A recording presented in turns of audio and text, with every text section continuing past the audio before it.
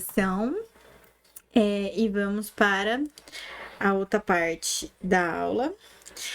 Eu não vou ler com vocês o repertório, senão não vai caber nessa 1 hora que a gente tem. Mas assim, qual é o tema, né? E aí o repertório eu dou uma passada com vocês, porque eu quero incentivar que pelo menos vocês estudem esse tema, tá? Se não for escrever, que pelo menos estude. A necessidade de promover alfabetização midiática entre os brasileiros. Eu acho um tema bom, tá? Eu acho um tema importante, um tema forte, um tema valioso. Não sei se assim, para o Enem. Porque ele pode ser um tema super executável no Enem, assim, super ok pro Enem, mas ele também é um puta tema pra VUNESP, tá? Então, assim, em termos de debater esse tema, de saber esse tema, estejam cientes disso para a VUNESP, com certeza, mas para o Enem eu também acho ele pertinente, ainda que a gente tenha um governo que prefere que a gente seja burro, e aí, assim, demissão em massa do Enem, essas coisas todas que, né, que a gente tá vendo, a gente fala assim, pai eterno, né, o que está acontecendo, aquilo que eu sempre debato, sempre conto para vocês das minhas angústias de o que esperar. Então, a Fabiana, do que esperar dessa prova, né? Mas eu acho que mesmo com este governo, com tudo que a gente tem por aí, é um tema que pode aparecer sim, ou as suas nuances, né, da hiperinformação e coisas desse tipo. Então já vou passar pelo repertório rapidamente e aí venho para cá. Fala, Carmen. O que seria alfabetização midiática? A senhora terá que aguardar, porque é isso, é tipo isso que pode, né? O tema aparece lá e você fala assim, mas do que você tá falando? E aí você vai ter que ver com o que a coletânea te oferecer, né? Então, e ela vai oferecer, por isso que eu falei para aguardar. Mas é esse o lance desse treino.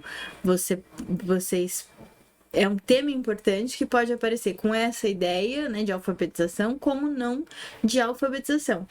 E uma coisa que já tem pra gente se perguntar, qual é a relação disso com direitos humanos, com tema social, com o Enem, né? Assim, por que isso faz sentido, né? Então, é uma boa pergunta, mas é uma pergunta que se responde conforme a gente interpreta o tema. O repertório que selecionamos. Esse tema foi uma encomenda. Eu falei assim, Fê, eu tô com medo do meu gato morrer. Você pode fazer o tema pra mim? Foi meio isso. Foi tipo, ó, não tô legal, não tô dando conta. Mas eu queria fazer esse tema. Eu tenho aqui essas ideias. Você faz o tema, por favor? E aí o Fê, eu ia falar o tema, selecionou o Fê. Às vezes é assim também. O Fê selecionou o tema. O Fê selecionou os os trechos, tal, fez os excertos, montou a coletânea pra gente. E aí foi um negócio meio a 4 mãos, 2 mãos e meia, algo assim. Mas tá gravando. É um tema que eu gostei muito, assim, agradeci muito a ele, e tanto por fazer quanto pela boa proposta que ele fez pra gente. Então, queria agradecê-lo em público, porque eu acho esse tipo de coisa valioso. É o meu jeitinho de dizer que amo. No primeiro repertório que ele separou, como as mídias sociais afetam a democracia. Olha o Enem, olha os direitos humanos, olha os direitos básicos, olha as vulnerabilidades, né? Como as mídias sociais afetam a democracia. Se você não lê, né, isso daqui, o que isso te suscita, né? Por que mídias sociais afetariam democracia? É uma coisa importante. Tá? Alguém tem algum palpite sem olhar para o texto?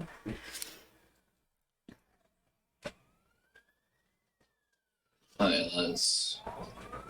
A palavra que torna extremo as opiniões e isola as pessoas que. Em bolhas, etc. Isso.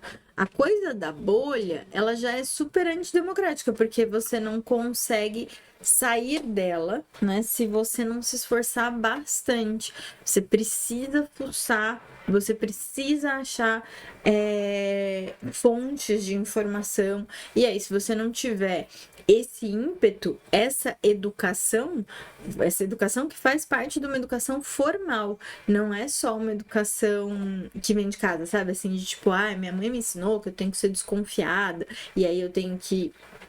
Não, pode ser, porque é aquela coisa de acessar as mídias, na verdade, as mídias chegarem até nós, né?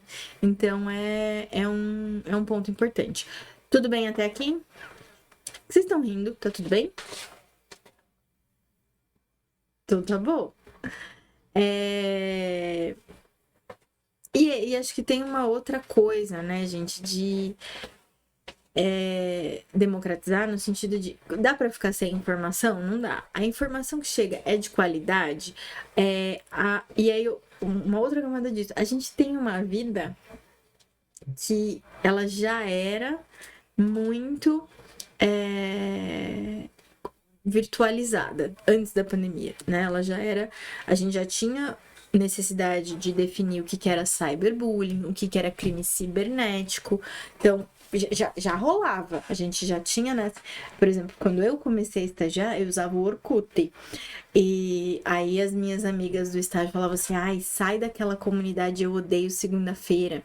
Porque tem recrutador que olha quais comunidades você tá, então é legal você não mostrar isso e tal. Gente, o que é isso perto do que a gente tem que fazer no Instagram hoje em dia? É muito um negócio assim, né? A que ponto chegamos 10 anos depois? Então, assim, se lá no Orkut a vida já era super conectada à internet e de lá para cá a gente foi criando precedentes e leis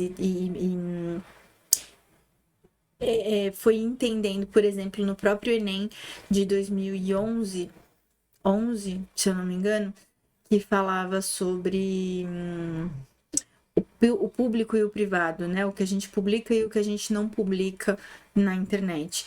E lá naquela época a ONU declara o acesso à internet como um direito básico, fundamental, um direito humano. Então, assim, de lá para cá a gente teve isso, agora a gente tem essa outra coisa que é a democracia ser afetada pela internet, ou para menos ou para melhorar, né? Ou para ela ser retirada da gente, ou para ela ser mais espalhada, né? Mais frutífera. Aí, aqui, olha, esse lance da hiperinformação, de você ter informação demais e informação fake. O movimento antivacina é também um efeito da hiperinformação. Capcioso, né? Esse título, assim, você fala, nossa, né? Por quê? Porque fica aquela coisa de qual é a fonte certa? Mas eu li em tal lugar. Mas me disseram. E vai inflando. Chega uma hora que, inclusive, você não quer mais saber. Eu não sei vocês, mas quando eu fico muito saturada de um tema, eu falo, chega! Não quero mais olhar para isso por um tempo, né? Ou não quero mais olhar para isso, ponto. E isso atrapalha, né? Então, é a história da dose, né? Tudo que é em excesso ou tudo que falta faz mal, né? Então, esse texto também acho que vem nesse caminho. Aqui, o último título do repertório: ser bem formado para tornar-se bem informado. E o que é esse formado? Quando eu digo educação formal, não tô falando que a pessoa precisa ter graduação, pós-mestrado, não tô falando isso.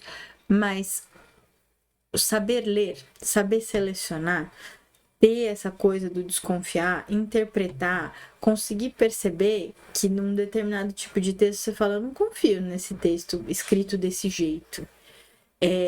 Tá muito sensacionalista isso aqui. Por exemplo, né, assim, faz tempo que eu não uso minha avó de exemplo na aula.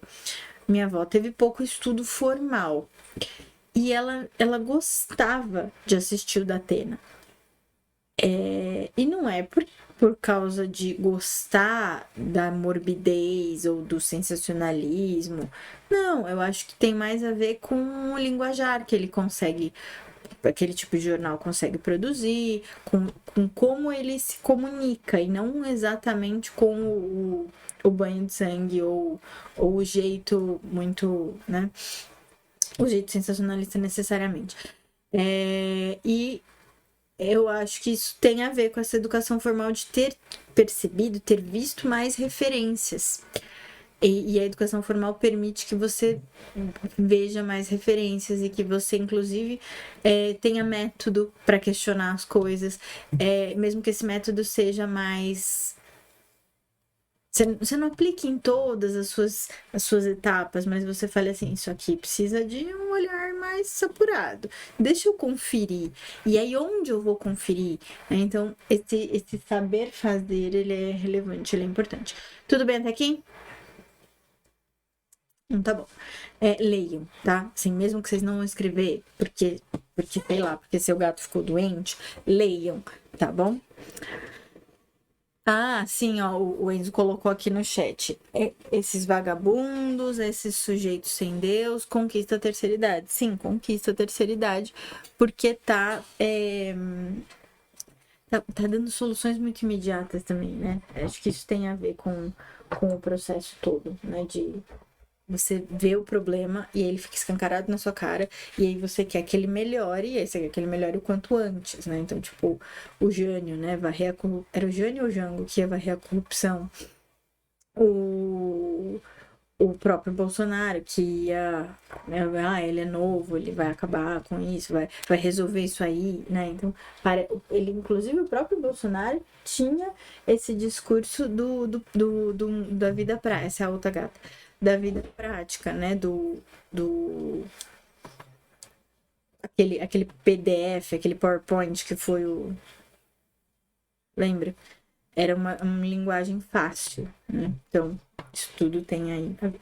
Bom, vamos lá. Agora vamos de fato para os textos selecionados para a coletânea mesmo, que são os que precisam ser interpretados, que tem pistas aqui dentro para você entender o que ele quer de você, tá bom?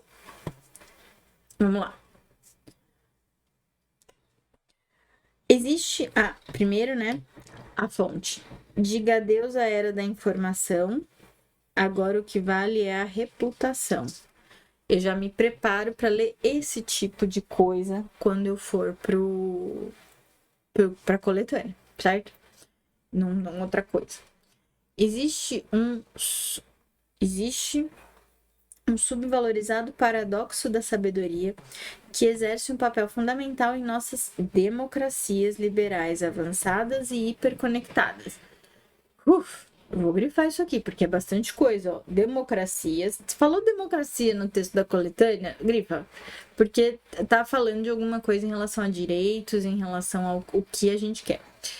Liberais, avançadas e hiperconectadas. Então, liberais, então o Estado faz menos coisa, é a mão do mercado, você sabe melhor do que eu. Avançadas e hiperconectadas. Quanto maior o volume de informação que circula, mais dependemos dos chamados mecanismos de reputação para que ela seja avaliada. Mecanismos de reputação para que ela seja avaliada. Por exemplo, quando você tá lá na Netflix e você fala pra Netflix que você gostou de Peaky Blinders, tô assistindo Peaky Blinders.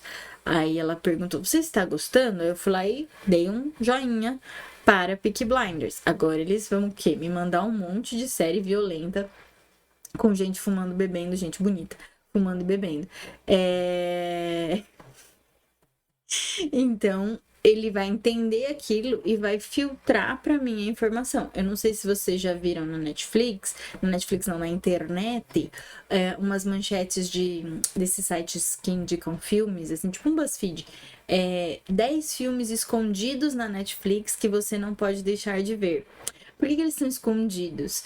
Porque tem que procurar, alguém conhecia o filme, aí foi lá ver se tinha na Netflix, aí ela vai lá e faz a lista, porque a própria Netflix que tem no catálogo não entrega para o consumidor, porque os algoritmos dos consumidores não mostram. Então vai ter um mecanismo de reputação para me dizer que aquilo é bem avaliado para mim. Homens violentos fazendo violência para se vingar da violência do passado. Homens bonitos, violentos, bebendo e se drogando com drogas ilícitas, fazendo violência para se vingar da violência do passado. Muito bem. E para garantir a ascensão social, porque é tudo que eles querem, né? Aliás, assim, esses dias eu tava vendo os parênteses, né? Aquele homem. Não, acho que era o macho da relação. Não sei, é um dos caras que eu sigo no Instagram que é sobre masculinidade tóxica. E Papo de Homem. Papo de Homem? Acho que era do Papo de Homem. E aí ele faz uma análise do porquê que Peaky Blinders é um ótimo exemplo de masculinidade tóxica autodestrutiva. E é muito verdade, eles estão sempre sangrando. Né? Assim, é muito louco. A questão da arma é muito, muito, muito doido. Então fica aí esse olhar sobre Peaky Blinders, que dá até uma tristeza. O que faz isso ser paradoxal é que o acesso muito maior à informação e à sabedoria que temos hoje não nos empodera ou nos faz mais autônomos cognitivamente. É triste, né? A gente achava que a gente agora na era da informação, nós somos mais livres, nós podemos fazer mais escolhas, temos tudo à nossa disposição. Não temos, não. É isso que ele vem falar pra gente. Então, ter mais informação não nos empodera ou nos faz mais autônomos, não faz. Em vez disso, estamos mais dependentes dos julgamentos e avaliações de outras pessoas a respeito da informação que se coloca diante de nós. E eu tô falando de filme de Netflix, mas isso vai com notícia, por exemplo, quando tava a CPI. Eu não aguentava assistir toda a CPI. Aí eu assisti o resumo do Meteoro, inclusive recomendava. Então, olha a filtragem. Vamos supor que eu recomendei Meteoro. Você não estava acompanhando. Aí eu recomendei Meteoro. Se a Cora recomendou, então eu posso assistir. Aí você vai assistir Meteoro, que já é uma filtragem em relação ao que tava lá na CPI, né? Agora, é muito doido, porque eu não sei vocês, mas além de cansar assistir a CPI, eu não tenho tempo hábil pra isso. Eu não sei vocês, é piada. Eu não tenho tempo hábil pra assistir a CPI toda. Então eu preciso de um resumo. E eu preciso selecionar qual é o resumo. E aí eu seleciono. Também não tenho tempo de ficar selecionando todos, assistir vários resumos pra falar assim, agora eu selecionei esse aqui. Aí eu vou assistir todos esses 4 pra ter uma média. É complicado, né? Acho que eu assisti uns 2. Eu assisti o do Nexo e assisti o do Meteoro, assim, não todo dia também. Mas é esse o lance, vai ficando muito difícil com tanta informação, como que eu seleciono quais eu quero. Talvez seja por isso que a minha avó gostava tanto do Datena, porque ele ia fazer o apanhado que ela confiava e pronto, porque no tempo dela, era poucos jornais que tinham, era pouco programa de TV que tinha, ela não tinha tanta opção. Né? Eu lembro do meu pai chegando no quartinho dela e falando assim, mãe, mas eu não te ensinei a usar o mosaico da NET? Sabe assim, de ver os quadradinhos? Ensinou. Mas ela não estava interessada em um monte de programas. Ela quer o que disseram que é bom, né? Minha avó era fã de Datena, Silvio Santos. Essa galera. Por que ela gostava do Silvio Santos? Porque ele era camelô. Então, essa coisa. Os episódios da série CPI são muito longos mesmo, gente. O moço, o moço com quem eu mantenho uma relação fixa, frequente há algum tempo, a pessoa com quem eu não namoro, mas parece que namoro, ele adorava CPI, ele não podia ter um tempo livre, deixava escutando, era uma coisa chocante, assim, porque... né, assim, ficava lá. Aí um dia ele falou assim, vai acabar. Eu vou assistir. Enfim, né, ninguém é perfeito. Olha lá o outro. Eu não vou dizer nomes, mas tá aqui no direct só pra mim. Meu maior entretenimento. Tudo bem, né, gente? Assim, eu tenho que tirar o chapéu para essas pessoas. Acho louvável que vocês tenham disso entretenimento. Estamos experimentando uma mudança de paradigma fundamental em nossa relação com o conhecimento. Então, tá acontecendo. Tá? Mudança de paradigma, mudança de modelo, mudança de repetição. Da era da informação, estamos rumando em direção à era da reputação, em que a informação só terá valor se já vier filtrada, avaliada e comentada por outros. Filtrada, avaliada e comentada por outros. Vista sob essa ótica, a reputação se tornou um pilar central da inteligência coletiva hoje. É a guardiã da sabedoria e as chaves do portão estão em poder de outros. A maneira na qual a autoridade do conhecimento é agora construída nos faz dependentes dos julgamentos, inevitavelmente enviesados, de outras pessoas, a maior parte das quais não conhecemos. Então, assim, é doido que é um negócio meio sem escapatória. É enviesado, porque tudo tem subjetividade, tudo vai trazer julgamento.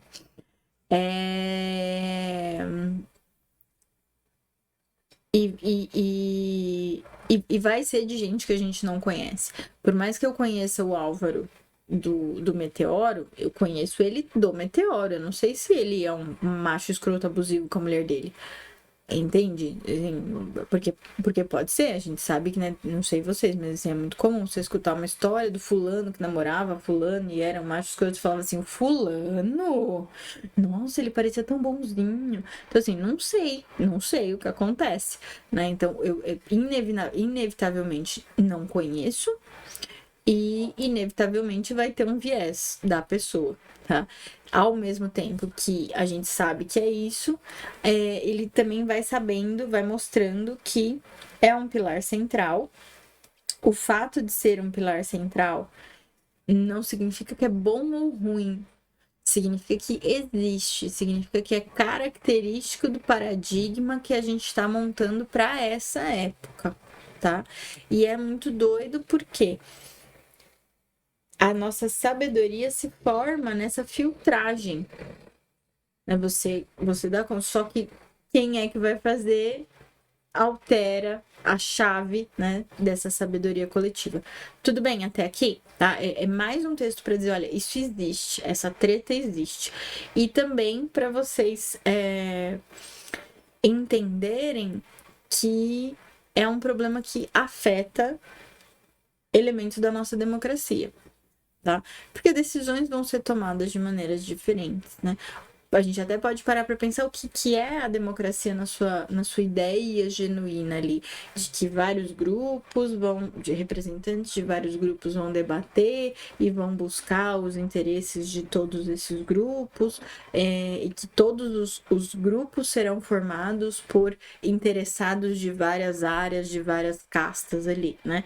Lógico, escravo não, mulher não e tal, vocês sabem dessa parte, mas dentro do limite possível para aquela época do surgimento da ideia da democracia, você tinha uma variedade de pessoas e elas compunham, né? O tipo A, o tipo B, o tipo C compunham o grupo 1, o tipo A, o tipo B, o tipo C compunham o grupo 2. E aí eles iam discutindo o que deveria ser feito, alternavam poder e tal. Então, a ideia é essa, né, de democracia. Como que essa hiperinformação e esse paradigma de precisar filtrar vão afetar essa democracia? Esse texto começa a mostrar isso pra gente. Tudo bem até aqui? E que é inevitável. Tá? Acho que essa coisa da fatalidade, tipo, é isso, não tem jeito. Esse texto 1 fala pra gente. Texto 2. A mídia está na mídia. Disse só isso. A gente não discutia a mídia. A gente escutava o que a mídia tinha a dizer. Agora a mídia é pauta. Tá? Tão evidente que virou notícia diária a preocupação mundial. Fake news, violência contra jornalistas, ataques às mídias independentes, utilização do discurso de ódio como forma de ameaçar repórteres mulheres e por aí vai. Então, assim, tudo isso a gente já viu em notícias. Como a alfabetização, com o tema alfabetização midiática e informacional como bem público, então, alfabetização midiática e informacional como bem público. A Unesco, através do New Alliance, que é uma aliança internacional fundada em 2013 e hoje presente em mais de 100 países, lança a Semana Global da Alfabetização Midiática, que acontecerá em outubro. Durante esse período, o que vai acontecer? Pessoas e instituições do mundo todo farão campanhas, pôsteres, postagens nas mídias sociais, eventos em escolas, empresas e diversas instituições para promover a conscientização dos indivíduos de que a informação de qualidade é um direito. Passar informação bosta é antidemocrático, é ferir os direitos humanos, é vulnerabilizar a população. Vocês entendem porque é um puta tema VUNESP? Porque ele pode ser um tema Enem, mas depende do jeito de perguntar. Entende? Então, assim, estudem esse tema. Ele pode aparecer ou não, né? É um chute da minha parte, mas é um negócio que eu tô encasquetada com ele. Então, né, vocês pedem, o que você aposta? Eu não aposto em nada. Eu ponho as minhas fichas em outras coisas. Mas eu meto as minhas fichas em outras coisas. Mas aqui eu acho que é um ponto importante de vocês estudarem. Então, é um direito e uma necessidade de todo cidadão e que é dever de cada um de nós trabalhar pela promoção de um ambiente informacional mais cordial, justo e sustentável. Aqui essa parte é importante, porque, cada um de nós, se vocês viram lá na aula 4 ou 5 sobre os direitos humanos, eu deixei vários vídeos, não deixei só o da Glenda. Um dos pontos sobre os direitos humanos é o Estado é o principal curador, né, o principal monitorador, o principal responsável pelos direitos de toda a sociedade. Mas todos nós somos responsáveis pela manutenção de todos os direitos. Por exemplo, uma outra conversa que uma vez eu tive com o boy é que eu até fiquei meio assim, você tá brigando comigo? Assim, eu não tô contra você. Ele ficou emocionado com a conversa. E era assim, tinha uma criança fazendo escândalo no shopping. Porque ela já tinha terminado o sorvete dela e aí a mãe tava terminando e aí a criança começou a se jogar no chão porque queria o sorvete da mãe, a mãe foi lá e deu. E a gente acha isso inadequado, faz mal pra criança. O sorvete? Não. Fazer tudo que a criança quer quando ela se joga no chão. E faz mal, muito mal, no longo prazo. Porque vira um adulto que não se joga no chão, mas que vai dar merda, vai dar merda. E aí ele tava muito revoltado, assim, com essa cena, e ele falou assim, eu não acho que esse é o tipo de situação que as pessoas não podem meter o bedelho. Eu acho que todas as pessoas da sociedade são responsáveis por todas as crianças. E eu, como professor, me sinto mais responsável ainda, porque eu sei o mal que isso tá fazendo num nível muito grande. Não sei o que, e aí começou a me dar palestra, todo emocionado, e eu fiquei assim, tudo bem, eu concordo, eu tô de acordo, tá tudo bem, tudo certo. E é um pouco isso. É um pouco esse senso de responsabilidade compartilhado. Inclusive, é uma ideia legal de vocês lembrarem, né? Que os direitos humanos fazem parte de uma responsabilidade compartilhada. Então, esse senso, né, é importante, essa sensação, essa percepção, essa autopercepção de nós todos como indivíduos da sociedade contribui para essa manutenção ou para a falência dos direitos humanos. E isso serve para qualquer tema, tá? Mas aqui é um dos pontos, né? Sabe quando você compartilha uma notícia sem ter certeza se ela é boa? Vira fofoca. Não é informação de qualidade, ou ela vira viralização de fake news, né? Então é uma responsabilidade. Lógico que é diferente de você mandar no seu grupo de amigos para tirar um sarro de gente que produz fake news. Eu sei que é diferente, tá? Tô falando de mandar para pessoas que de fato vão fofoca edifica as pessoas, eu também acho. Depende da fofoca, depende do tanto de tempo que a gente gasta, mas eu acho que edifica sim, porque é uma coisa que é debater sobre o outro, aquilo que você acha esquisito, e aí você acaba se colocando um pouco na situação e fala, eu não vou fazer isso, ou, putz, eu faria por A, por B, é um pouquinho de autoconhecimento, mas com parcimônia, sem julgamentos e sem ir lá pra pessoa e falar assim: olha, então eu acho que na sua vida você deveria. Ninguém perguntou. Se você está fofocando com você mesmo, ali, ó. Tá? Então, uma coisa é fazer a fofoca ali com seus amigos da fake news pra falar assim: gente, que mundo é esse que a gente tá vivendo? Outra coisa é passar a informação, né? Isso já é uma coisa da responsabilidade.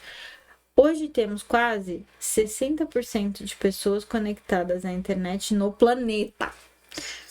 Aproximadamente 70% da população jovem tem algum tipo de contato com o universo digital. Isso é relevante também, porque a população jovem, vocês que são jovens, vocês sabem melhor que eu, vocês fazem um monte de coisa ao mesmo tempo. Não sei vocês exatamente, mas é muito comum a gente ver esse tipo de comportamento em jovem. Fazer um monte de coisa ao mesmo tempo, não prestar atenção na notícia completa, não prestar atenção no que tá lendo, deixar a informação passar de uma certa forma. Então, a vulnerabilidade do jovem é muito maior. Porque vai agir na sociedade e porque é manipulável com facilidade, né? E tá começando a vida, tem desejo, tem coisas a fazer, e se isso não for cumprido, você vai querer uma solução imediata. Você vai se jogar no chão para te darem o sorvete. Não há como formar e informar para que tenhamos uma participação efetiva no acesso, produção e compreensão do que circula nas redes sem uma educação pensada exclusivamente para esse fim.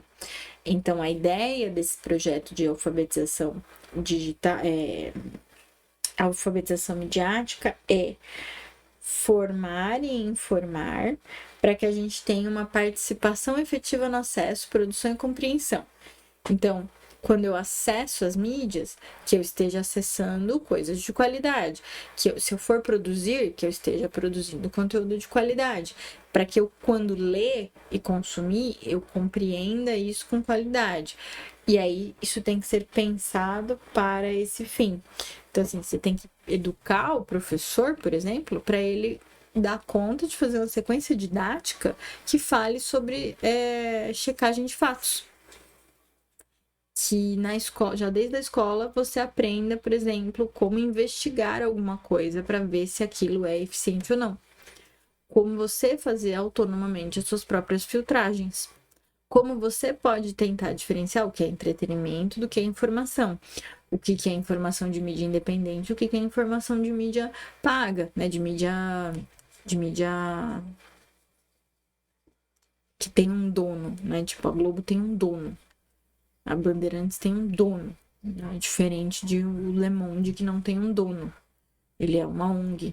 Né? Os jovens estão mais conectados, mas os resultados do PISA, alguém é fã do PISA, não sei quem, coordenado pela Organização da Cooperação e Desenvolvimento Econômico, mostram uma educação que tem desconsiderado a necessidade de preparar os jovens para lidar com as informações disponíveis no mundo digital. Então, tá desconsiderando, tá falhando, o que tá vulnerabilizando ainda mais o jovem. Boa parte dos alunos, exceto em países que investem nisso de verdade, como quem? Ó, Matheus, a Finlândia, não sabe diferenciar um texto informativo de um opinativo. Um anúncio comercial de uma notícia. Para o PISA, a leitura vai além de extrair informações, é muito mais sobre construir conhecimento. Olha lá, o paradoxo do conhecer e saber e muita informação sem conhecimento. Pensar criticamente e fazer julgamentos bem fundamentados. Veja, se no texto anterior, a Finlândia tem que dominar o mundo, Finlândia me conquista, nunca te pedi nada, vem aqui, me invade.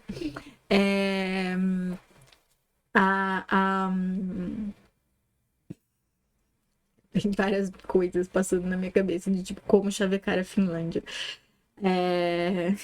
Para que ela venha e fique para sempre, a gente se case e dê tudo certo.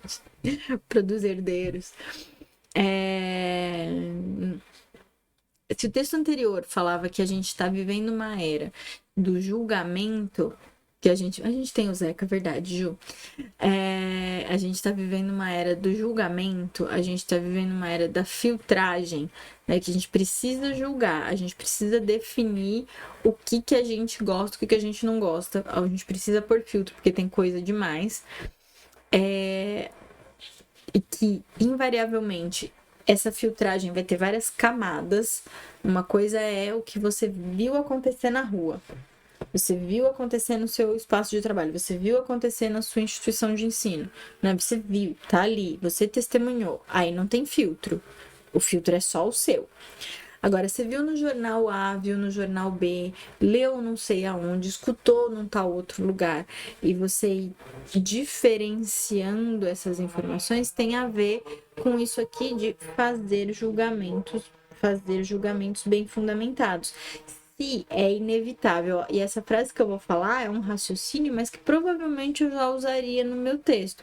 Se é inevitável a hiperinformação, se é inevitável que os filtros sejam colocados, quanto mais autonomia para que o sujeito possa filtrar sozinho, menos vulnerável e menos vitimizado ele será. Mais acesso ao direito, mais democrático será o acesso à informação.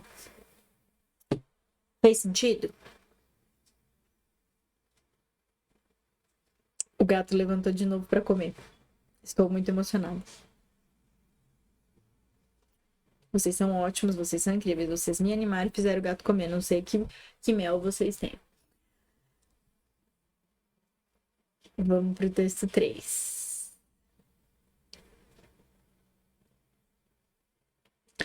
A mídia... Não, pera.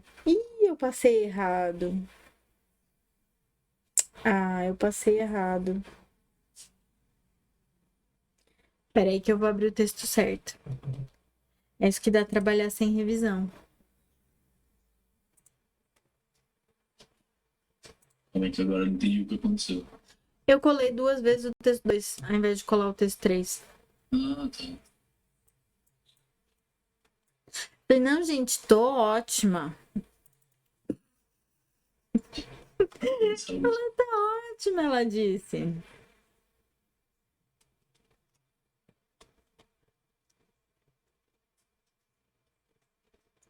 Mas é novembro, né? É novembro. Se arrastando já. Já tá... Cansou de rolar, já tá se arrastando já. Vou rolar não mais. Obrigada pela compreensão, mas... Chega Natal, velho.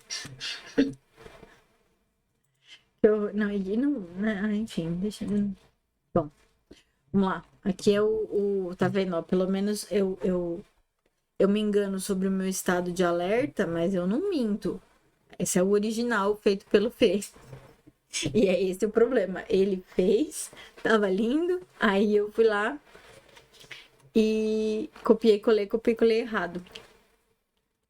Mas tudo bem. Texto 3, então. Olha que legal.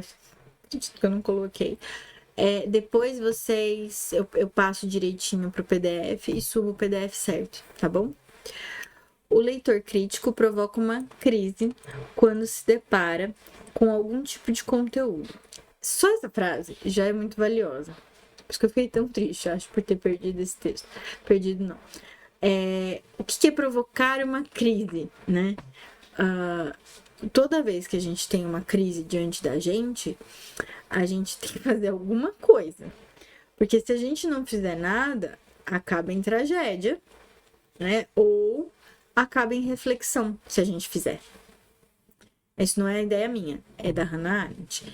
Mas quando você tem, então, né, a crise ela é sempre uma oportunidade de acontecer alguma coisa. Se você fizer alguma coisa a respeito. Se você deixar a vida levar, aí, em geral, não é a melhor ideia, não é a melhor resolução. Eu fui melhorar e piorei a situação. Pronto. Ou seja, ele quebra essa informação em pedaços desconstrói aquele desenho e coloca a ideia ali contida em outra perspectiva. Sabe quando a gente pega um texto da coletânea e ele parece que um texto é a favor, o outro texto é contra? Aí você fala assim, gente, por exemplo, quem assistiu o vídeo que eu falei lá para ver a minha resolução do tema das crianças assistirem desenhos, filmes com personagens homossexuais. O texto 3 ali era assim, tipo, olha, é melhor não, os pais precisam ficar atentos, monitorar os filhos e tal, e não sei o quê. Se eu vou lá e sou uma leitora crítica e me deparo com isso e falo como é que é? E falo, veja bem, não é monitorar isso. É que tipo de monitoramento? É um monitoramento que fecha a criança numa bolha em que isso não existe e um dia ela vai ter problemas por causa disso, ou porque ela vai tardiamente descobrir, ou porque ela pode ser homossexual e não vai ter acolhimento, ou porque ela vai ser homofóbica, isso é um problema para a sociedade. Então, né, tudo isso, quando eu vou lá e falo, o que é esse monitoramento? É um monitoramento, começa na pergunta, né? É um monitoramento que vai ajudar a discutir, ou é um monitoramento que vai censurar e cercear o acesso da criança a essa informação, né? Eu tô pegando aquele texto que tinha um viés, que tinha um tipo de filtro, e tô fazendo essa desconstrução de desenho, colocando uma ideia em outra perspectiva. Eu tô chamando, nesse caso, monitoramento de potencial censura. Percebe? Então, é isso que ele tá falando. E vocês percebem que isso é algo subjetivo e autônomo, né?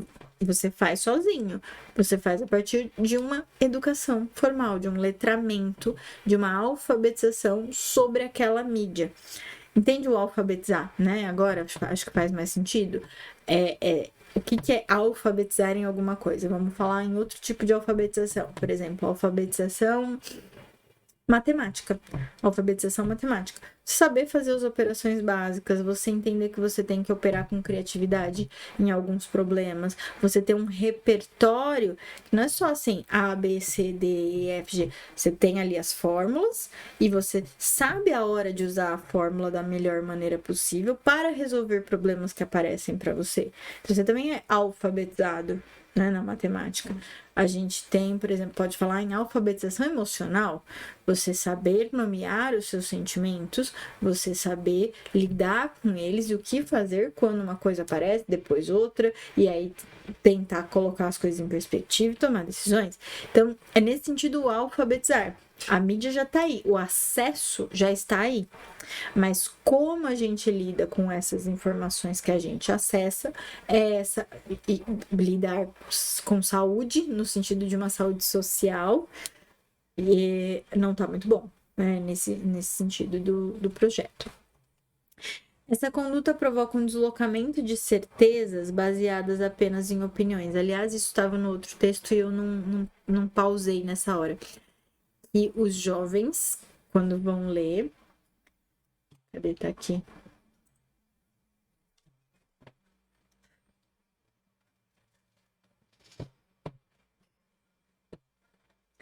E não sabe diferenciar um texto informativo de um opinativo. Isso é muito grave. É muito grave.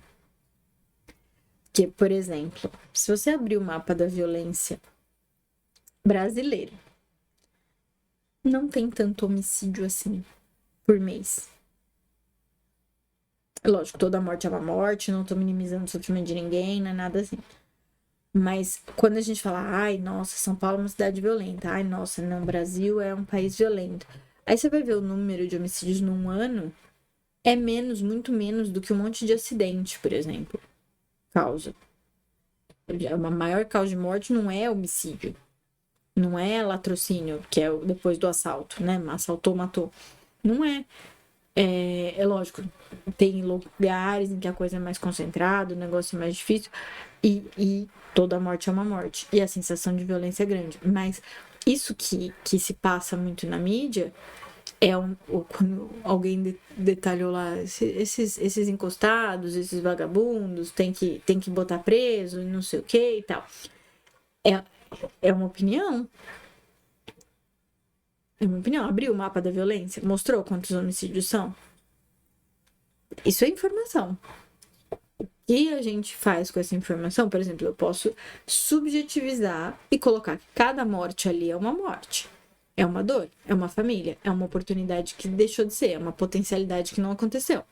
Ok? Mas se eu pegar isso na quantidade de pessoas que a gente tem, na quantidade de problemas da sociedade que a gente tem, eu falo, nossa, a gente tá com mais medo do que de fato a violência existe. Do que o tanto de violência, está desproporcional. Né? Então, não saber diferenciar um texto informativo de um texto opinativo é problemático para a democracia. Por isso eu preciso ser alfabetizado. Porque, por exemplo, nessas aí, eu vou preferir armar o cidadão. Eu vou preferir reduzir a maioridade penal. Eu vou preferir votar lá num plebiscito pela pena de morte. Percebe? Eu tomo decisões a partir das informações. Se eu confundo informações e opiniões, eu tô tomando decisões a partir da opinião do outro, que foi uma filtragem, sem saber que aquela filtragem é a do outro. Por exemplo, meu pai, fiquei muito feliz que meu pai não sabia em quem votar na última eleição para deputado. E aí eu pedi para ele votar na Érica Malunguinho. E ele confiou no meu filtro. Ele foi. Depois ele foi ver exatamente quem ela era. Eu falei assim, você ficou bravo? Ele falou, não, filha, tá tudo bem, tá tudo certo. Eu gostei dela, gostei das coisas que ela falou. Eu falei, então tá bom. Mas assim, ele confiou em mim. Apenas. Foi todos os meus filtros. Todos os filtros que eu usei, né, antes de mim. E depois o dele, né? Então ele votou na minha opinião. Ele não votou nas informações que eu dei, porque eu nem dei. Foi no dia da votação, assim, ele falou, não sei. Eu falei assim, tá. Oi? Então, licença? Não era aqui. Era na outra tela. Volta. Aqui. Passei por todas as telas. O leitor crítico consegue situar... Tô no lugar errado. O leitor crítico consegue situar suas interpretações no contexto da cultura contemporânea de maneira a ressignificá-la. Que é o que eu falei, né? Monitorar ou censurar. Monitorar para quê? Né? Produzindo questionamentos. Falei que tudo começava na pergunta. Produzindo questionamentos que, por sua vez, geram uma nova compreensão da realidade. Nesse sentido, podemos afirmar que o leitor crítico atua como um agente desintoxicante desse ecossistema informacional desorganizado quando consegue identificar e transformar a desinformação e seus derivados. Lembra que eu falei que o Estado é o primeiro responsável pelo cuidado de todos nós, mas nós somos responsáveis pelos cuidados uns dos outros. Então, esse ser um agente desintoxicante do ecossistema, gente, sabe quando o WhatsApp fez aquelas 2 setinhas para mostrar que é encaminhado com frequência? E o WhatsApp proíbe de você mandar uma coisa encaminhada com frequência para várias pessoas ao mesmo tempo? Isso tem a ver com o comportamento do usuário, né? É mais fácil você encaminhar uma vez e fazer assim, na sua telinha do celular, né? Eu quero mandar para esse grupo, para esse, para minha mãe, para minha avó, para tia, para madrinha, tal, não sei o que, mandei. E aí eu espalhei aquela notícia, né, para várias pessoas que vão fazer a mesma coisa, que vão fazer a mesma coisa, que vão fazer a mesma coisa. Se o negócio já é compartilhado com frequência, eu dificulto a vida do usuário, para ele não compartilhar com tanta facilidade. Ele só vai poder compartilhar uma. Se ele quiser fazer para esse grupo, para esse grupo, para esse grupo, para mãe, para avó, para tia, para madrinha, para cachorro, para gato, para quê, ele vai ter que fazer várias vezes o mesmo movimento. Pegar e mandar pro da Carmen. Voltar pro da minha mãe, pegar e mandar pro Enzo. Voltar pro da minha mãe, pegar e mandar pra Ariane. E pegar e de novo, e de novo, e de novo. Isso é difícil. É mais difícil. Então o WhatsApp consegue dar uma controlada. É uma programação de computador que ajuda a dar uma controlada. Já é importante. Mas com a alfabetização digital, você pega esse negócio e fala assim, que bosta. E não passa. Alfabetização midiática. Você pega esse negócio e não passa, porque você filtra. Você fala, eu não vou jogar um negócio desse mais aí. Não vou. Por exemplo, no começo da pandemia, o grupo que tem eu, o Fê e umas amigas nossas, chegou uma hora que a gente parou de mandar notícia no grupo. Porque a gente tava ficando muito mal. A gente tava ficando muito cansado. E aí, naturalmente, a gente não precisou falar assim, gente, vamos parar de mandar notícia porque a gente já tá passando mal? Não, chegou uma hora que a gente parou. A gente passou a mandar coisas gostosinhas de ver, coisas engraçadas, fotos uns dos outros, essas coisas. Porque notícia não dava mais, porque tava fazendo mal pro ecossistema do nosso grupo. Preciso falar nada, que os meus amigos são ótimos, maravilhosos, né? Assim, eles não são a Finlândia, mas eles são incríveis. E é isso que, assim, não tô usando esse exemplo à toa. São pessoas muito bem formadas, que filtram as informações muito bem, entende? Então, e essa alfabetização midiática já meio que veio embutida no pacote deles, mas porque eles fizeram, né? E aí você não pode esperar que todas as pessoas façam isso, se os resultados do PISA estão vindo desse jeito. Tá fazendo sentido todo o caminho que eu tô tentando? Aliás, isso é uma coisa importante da gente discutir em interpretação de temas, que eu até mudei de tela só para fazer esse parênteses. A gente tem que lembrar, eu brinco quando eu falo isso, mas a gente precisa lembrar, a gente não é IBGE. Então, aquilo que a gente vê e aquilo que a gente tem contato não é parâmetro para fazer a avaliação do tema. Por isso que o primeiro tema da primeira aula era o aumento da vulnerabilidade da população brasileira, para a gente saber o tanto de gente que tem ficando sem trabalho, sem emprego, sem trabalho, sem moradia, mulher criando filho sozinha, mulher negra criando filho sozinha, meninos são mais vulneráveis, meninos negros são mais vulneráveis do que as outras pessoas, né? Criança é negro, é homem, então sofre com vários tipos de opressão. Então, você não pode falar assim, mas todos os meninos negros que eu conheço estão ótimos. Você não é IBGE. O IBGE foi lá e fez esse levantamento. Ou o IBGE ou algum outro pesquisador foi lá, pegou um espaço amostral razoável e fez o levantamento. Então, quando aparece no tema, por exemplo, do cinema, tem que considerar lugar que não tem cinema, tem que considerar área periférica, tem que considerar preço de passagem. Lembra? Né, assim, para ir para o lugar você tem que se locomover. Hoje em dia, inclusive, andar de carro tá muito caro, né? Porque o combustível se torna uma catraca para você andar. Para ter o carro, né? Você fala assim, não quero mais ter carro porque o combustível tá caro. Aí você compra uma roda e sai por aí andando de roda sem capacete pela cidade. Pelo menos usa eletricidade, né?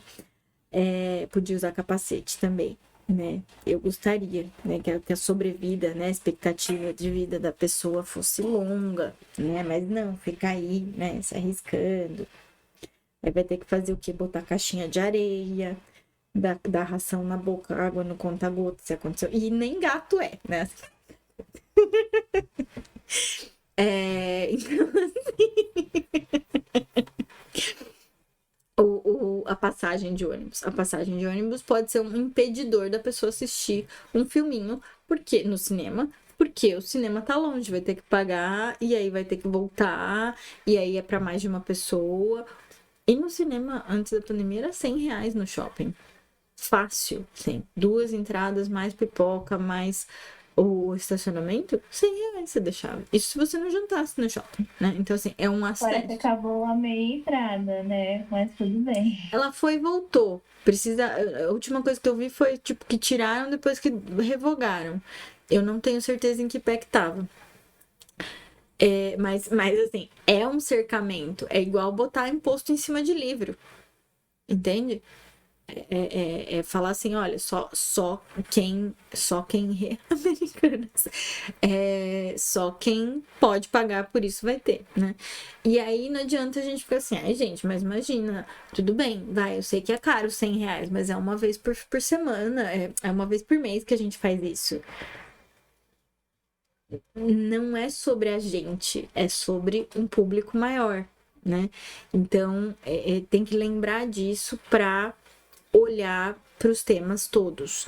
Então, quando a gente está aqui falando desse tema de hoje, é um tema amplo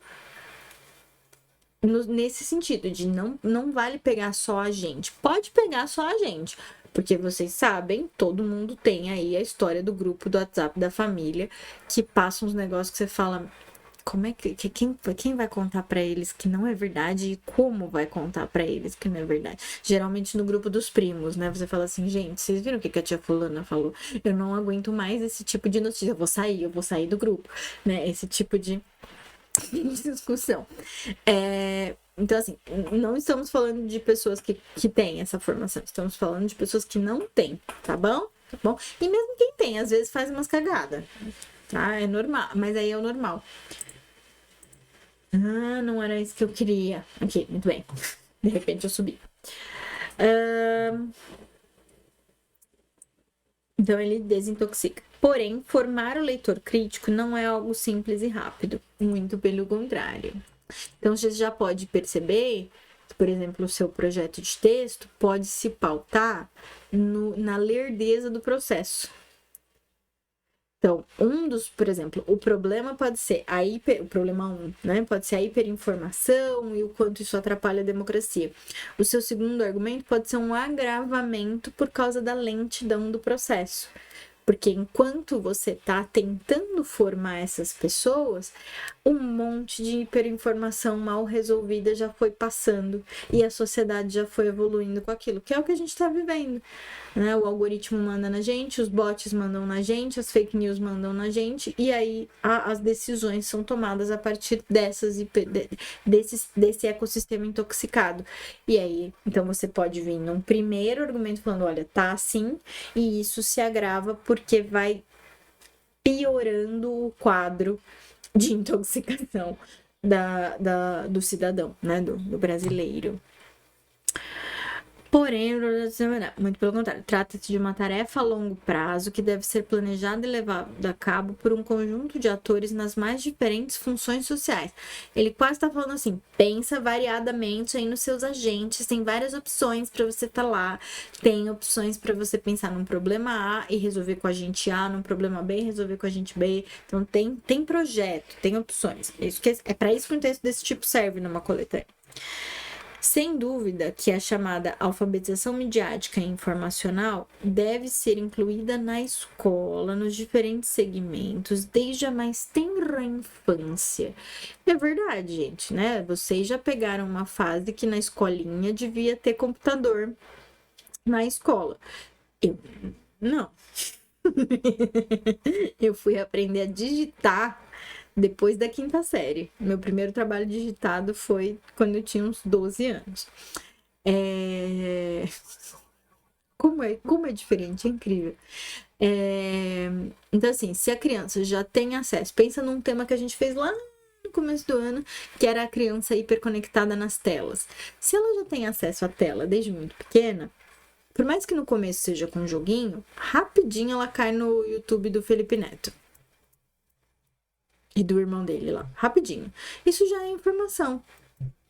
Essa informação é de qualidade? E aí, como que você faz isso com criança? Igual a gente fala sobre educação sexual com criança. Você não vai falar assim, olha, existe uma coisa muito legal chamada orgasmo. Não, não é assim que você fala de educação sexual com criança. Você fala, olha, tem umas partes do seu corpo que só você pode pôr a mão e a sua mãe. Né? E aí, assim, você avança. Então, assim, olha, quando aparecer tal tipo de coisa, você desconfia, você chama a mamãe. Isso é uma educação midiática para uma criança de 4 anos. Fez sentido? Mas não somente. A formação do leitor crítico tem a ver com diferentes ações que acontecem em casa, quando a família, que é um agente, não apenas lê junto, mas também dialoga sobre o que aconteceu, do que acontece em seu cotidiano. Na cidade, que amigavelmente disponibiliza bibliotecas e centros culturais, onde a troca de ideias e a livre expressão ocorrem cotidianamente.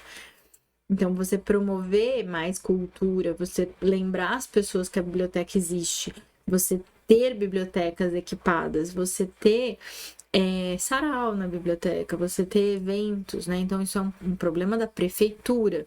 Então, esse é o seu agente, né? Na sociedade civil, que atenta, checa e cobra o acesso aos bens culturais de qualidade a que todos têm direito, e, é claro, nos meios de comunicação, responsáveis pela circulação desse mar de informações ao se colocarem como centro de debate e transmissão de ideias de maneira ética e transparente. Todos esses atores são responsáveis por colaborar. Tá vendo que eu falei de quem guarda os direitos humanos? Todos esses atores são responsáveis por colaborar para que todos nós, cidadãos, possamos desenvolver uma estrutura sólida de competências e habilidades que nos permitam assegurar nossos conhecimentos. Então, se o filtro tem que acontecer, é inevitável e provavelmente os nossos conhecimentos serão filtrados por alguém, como filtrar os nossos filtradores. Entende? Como fazer uma boa seleção de filtros, né? Por exemplo, tem um podcast, eu gosto muito do Mamilos, mas agora saiu aí o do Mano Brown. Opa, é um filtro, é um olhar sobre a sociedade que me interessa escutar e que eu já tenho um histórico, já conheço, já sei.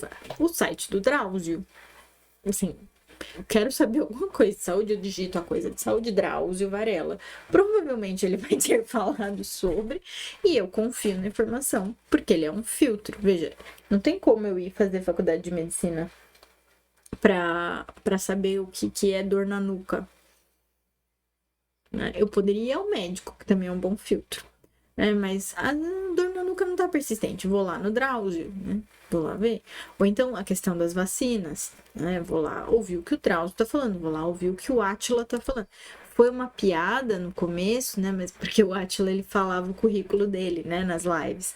Aí os amigos dele tiravam sarro, as pessoas no Twitter tiravam sarro porque ele ficava falando do currículo. Mas o currículo era o filtro que ele tinha para mostrar.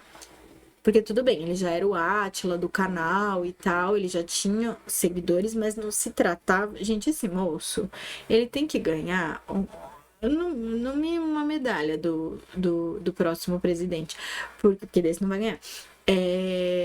Porque o serviço que esse cara fez via YouTube para fazer a gente ficar em casa e para fazer a gente persistir no isolamento, ele salvou um monte de vida. E teria salvo mais se não fosse o Botsal. Mas assim, ele fez, né? E por quê? Primeiro, porque ele já sabia, né? Ele já tinha um monte de saber, já se fez saber sendo um comunicador do YouTube. Mas, porque quando ele vinha lá com o currículo dele, uma parte da galera acreditava e falava, beleza, vamos. E aí isso viralizava positivamente no ecossistema. A mesma coisa, falei do Felipe Neto, mas assim, a partir do momento que esse cara percebeu que ele tinha um monte de seguidor jovenzinho, criancinha, ele foi atrás de uma equipe que fizesse o filtro pedagógico para ele e que ele fizesse um conteúdo de qualidade para essa faixa etária. Ele foi responsável, ele teve um comportamento de cidadania para lidar com a informação que ele passava adiante. Quando ele falava, aliás, eu escutei uma entrevista do Felipe Neto uma vez que eu fiquei emocionada, assim, com como um ser humano consegue amadurecer. Eu não lembro as palavras que ele usou, mas ele fez uma autocrítica, assim, de quando ele falava da Dilma, que ele ajudou com o impeachment, né? Como formador de opinião, ele ajudou com o impeachment. E aí ele falou, eu errei, eu não tinha noção. Aliás, hoje eu recebi um meme, que era uma foto de um posto de gasolina, com a gasolina a R$3,59, assim. Aí era o dono do post falando assim, com esse governo da Dilma tá difícil de ir trabalhar. Tá com saudade da ex, querido? Mas enfim, o Felipe Neto, se ele foi esse cara que postou esse negócio naquela época, hoje ele fala, eu estava errado, né? Então ele tem teve essa habilidade de amadurecer, de perceber que a responsabilidade dele com a quantidade de seguidores que ele angariou e, consequentemente, melhorou a qualidade da informação que ele passava, porque ele descobriu que ele era um filtro. Então, se ele ia passar uma filtragem melhor. O que não significa que agora ele nunca vai errar e, nossa, virou Deus. Não. Mas ele vai filtrar melhor. Fez sentido? Eu não vou conseguir. Falei que eu tinha muitas omissões. Fazer um projeto de texto e tal. Mas eu tentei ir mostrando caminhos que eu faria. Fez sentido? Eu fui olhar o chat, mas a gambiarra era sobre a pipoca, né? Eu só não levaria a pipoca na bolsa, porque...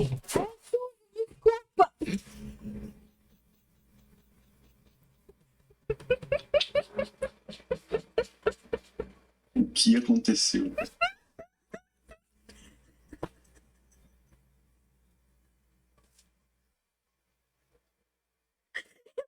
Tô rindo de nervoso e de pistola. A minha caneta do tablet caiu da minha mão. Acho que vocês viram. A minha gata estava no meu colo. E a minha gata é muito assustada. Aí quando a caneta caiu, eu fui pegar. Só que no que eu fui pegar, eu agarrei nela. E ela se assustou. Aí ela pulou. Tem, tudo bem? Só que tá tudo muito adaptadinho aqui pro gato doente poder ter tudo acessível. Então tem o leite, a água, a ração e a areia. Aí quando a Suzy pulou, ela pulou na caixa de areia. E quando ela pulou na caixa de areia, fez tchau. Eu vou ter que varrer o escritório hoje ainda. A mãe de pet não tem um minuto de paz. Virou praia, né? Então, aula na praia agora. Não, os grãos são pedrinhas, são pedrisquinhos, assim. Eu não gosto dessas areias muito finas, justamente porque faz sujeira na casa. Mas tudo bem, foi bom que acordou o gato doente, ele foi fazer um xixizinho e foi dar uma volta pela casa agora. É muito difícil, eu tô cansada. Ai. Ariane, eu tenho uma coisa pra contar. A veterinária fica perto da Eliseu. E ela tem um cachorro na clínica que foi achado na Eliseu. E o cachorro chama Eliseu. Ele é tão lindinho. Ele é muito bonitinho. Porque agora eu fiz amizade com todos os bichos que moram lá, né? Porque eu não saio de lá, vou virar sócia. Então... muito lindinho ele. Muito lindinho. Ele manca da perninha traseira. É isso. Alguém tem alguma pergunta em relação ao tema? Leia um repertório. Acho que vai ajudar. Eu acho um tema promissor. Não necessariamente nessa pergunta, mas um tema promissor. Não necessariamente pro Enem também, mas... ou não só. Certo? Desculpem os contratempos. Mas acho que foi, apesar dos contratempos. Então vou parar de gravar. Não que